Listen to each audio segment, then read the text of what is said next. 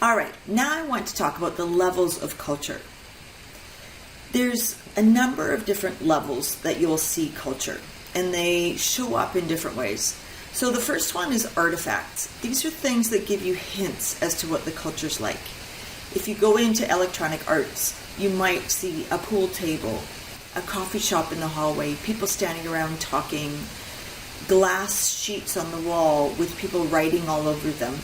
So you get a feeling very quickly by looking at the items and objects and paint color and design of various rooms, what the culture is like, whether it's open and dynamic and creative, or if there's big mahogany doors that are closed and long empty corridors.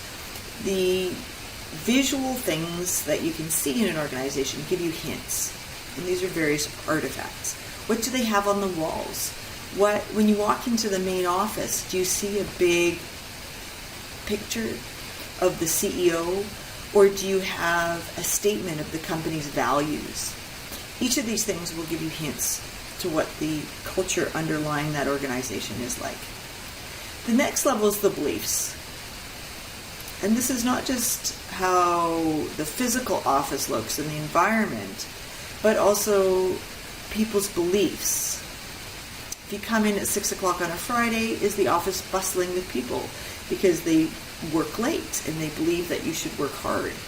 Or is it a ghost town after 5:30 and no one's there? Those are both physical and then connected to the underlying beliefs that people have about what you should be doing and shouldn't be doing. The other aspect is values, and these are deeply held, longer-lasting beliefs about what's important. Does the company value customers? Does the company value people? Do they value integrity and honesty? Those things will come through, not by anything you see necessarily, but how people behave. And lastly, there's various assumptions in an organization. It's just how we do things here, didn't you know? And we take it for granted that everyone knows how to behave and what's okay and what's normal behavior in this company. All right, so here's a visual representation.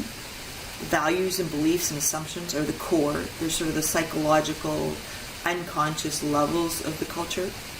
And then that's layered on top with those material symbols.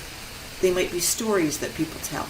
When you join a new company, they might tell you, oh, did you hear about when so-and-so did this? And each of those stories is designed to tell you and teach you about the culture, about what's important. I had a coaching client once who decided that he didn't like that the culture in his organization was very siloed. People would go in their office, shut the door, they would email and text each other when they were right next to each other. And very few people would actually come out and communicate. And so one day he came to work with an axe, and he actually cut a big hole in the middle of his mahogany door. And when everyone in the company thought he was going crazy and were walking around whispering and wondering if he'd finally snapped, he later pulled them all together and shared with them that it was a symbolic gesture to show that he was sick and tired of nobody talking to each other. And so he'd cut open a hole in his door so that he could see people when they were outside his door, and he didn't want to have a closed door policy anymore. And I can tell you that long after he did that, for years, that story traveled through the organization when new people were hired, and it became a symbol of being open and communicating and talking to each other. Now, what's the purpose of culture? Why do we have it? It really is the connecting piece in an organization. It's what makes us feel safe and to know how to behave. Culture guides our behaviors. It lets us know what's right and what's wrong and how we should act in this context, which is unknown and uncertain. It also helps us set boundaries around what's acceptable and what isn't. And it gives us levels and standards of behavior. We start to feel like we have some identity we can kind of connect with personally this organization, which is just really a clustering of individuals working together with a common goal, hopefully. And it gives us something to be committed to feel passionate about, and to care about, other than just coming to work, sitting at our desk, getting our job done, and leaving. It's what emotionally connects us to the company. And it guides and shapes our attitudes and our behavior on a daily basis. So we can have a centralized organizational culture or decentralized. Some cultures start at the top, and it's really driven from the top down.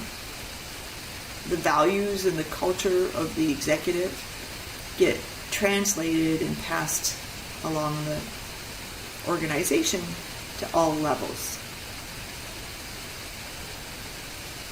And in some companies, there's subcultures. And so the culture may not be consistent throughout the whole organization, especially in organizations where there's virtual offices or remote divisions, where the culture within those areas might be different than it is at the head office. So the head office might be formal and structured and quite intense, whereas one of the more regional local offices might be a bit more creative and dynamic. But the key thing is to communicate what's most important and reinforce the values and beliefs so that everyone is aware of how they should behave and what's most important and valued. There's an ethical component to culture. Some companies are highly ethical. It's not acceptable to not tell a customer the truth, or to not share something with a peer if you have the information, or to withhold. In other cultures, it's very competitive. There's power struggles. People aren't honest or withhold, and there isn't a high level of personal integrity or ethics. And so this is really important because we need to know what's right and what's wrong and what's expected of us. And so you want to work hard to create an ethical culture in your organization.